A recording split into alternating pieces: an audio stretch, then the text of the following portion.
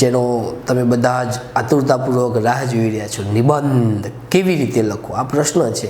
અને જનરલી ઘણા બધા પેરેન્ટ્સ પણ એક જ કહેતા હોય છે કે સર આખું વર્ષ એને છે ને નિબંધની બુક પકડી જ નથી હોતી. અને વાત સાચી જ છે. ઓવર કોન્ફિડન્સમાં આ ટૉપિકને આપણે લઈ લેતા હોય છીએ. મિત્રો 8 માર્ક્સનો સવાલ છે. કેટલા માર્ક્સનો? 8 માર્ક્સનો. અને હવે 8 માર્ક્સ જો આપણે જવા દઈએ તો કેવું લાગે? કેવું લાગે? બહુ તકલીફ પડે ને. અહીંયા તકલીફ પડે. જેમ કે રિઝલ્ટના આગલા દિવસે આપણને ઊંઘ ન આવે. હા, પથારી પડખા ફરીએ આમથી આમ આમથી આમ. અને એમાંય પાછું સવાર 5 વાગ્યા સુધી જાગતા હોય, આવ્યું કે ના આવ્યું, આવ્યું કે ના આવ્યું. અને પાછા આપણે બધા હરક પદુડા આખા ગામના રિઝલ્ટ જોઈ લઈએ, પણ આપણું જ ના જોઈએ. આપણું છેલ્લે જોઈએ પાછા. કામ ખબર છે તમને તમારું રિઝલ્ટ શું છે, તમને ખબર પડી જ જતી હોય છે. એટલે વાત કરીએ નિબંધની. તો મિત્રો, નિબંધને રસપૂર્વક બનાવવો હોય તો સૌથી પહેલાં તો મુદ્દા આપેલા જ છે તમને.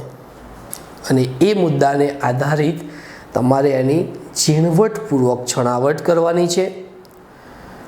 5-7 કે 8-9 લાઈને પેરેગ્રાફ પાડી દેવાનો. ઘણા વિદ્યાર્થીઓ તો ખબર નહીં પાટા ઉપર ટ્રેન ચડે ને એટલે સીધી પૂરી કરે ત્યાં સુધી ઊભા જ ના રહે.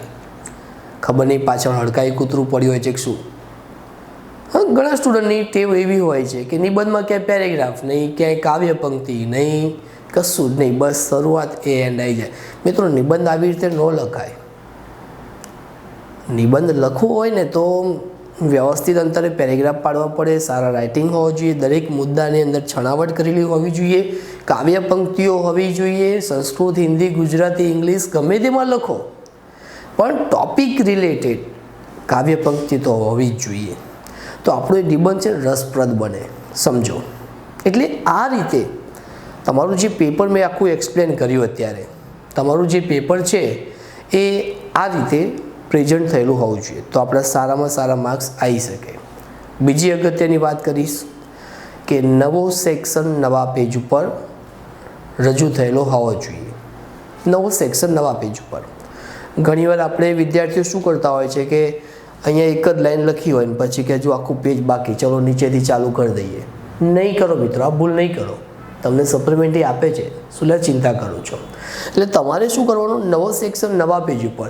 એટલું યાદ રાખવાનું કે જે સેક્શન આપણે પકડીએ છીએ એ આખું ક્લિયર કરવાનું, પછી જ લખવાનું. ઘણા બધા સ્ટુડન્ટની ટેવ કેવી હોય ખબર છે? પાછળથી યાદ આવે. આગળ છૂટી ગયો પાછળથી યાદ આવે, પાછળના પેજે કે સેક્શન સીમાં 2 બાકી રહી ગયા હતા, અહીંયા લખું છું, જોઈ લેજો. કોઈ જોશે નહીં. એ શું થશે?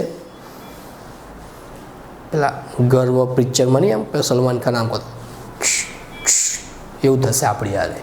તો આપણે બી એવું નથી કરવું. માર્ક્સ કમ્પ્લીટલી લેવાના છે આપણે. અને માર્ક્સ કવર કરવા માટે મેં તમને આખું પેપર એક્સપ્લેન કર્યું. મિત્રો, એ બાબતમાં થોડીક ધ્યાનપૂર્વક નજર રાખશો તો તમને તકલીફ નહીં પડે. ક્લિયર? તો આશા રાખું છું આખું પેપર મેં તમારી સમક્ષ જે સરસ રીતે એક્સપ્લેન કર્યું એમાં તમે લોકો આટલી બાબતો ધ્યાનમાં રાખશો તો 100% 5 નહીં 10 માર્ક્સ આપણા પ્લસ થઈ શકશે. Clear? Thank you so much.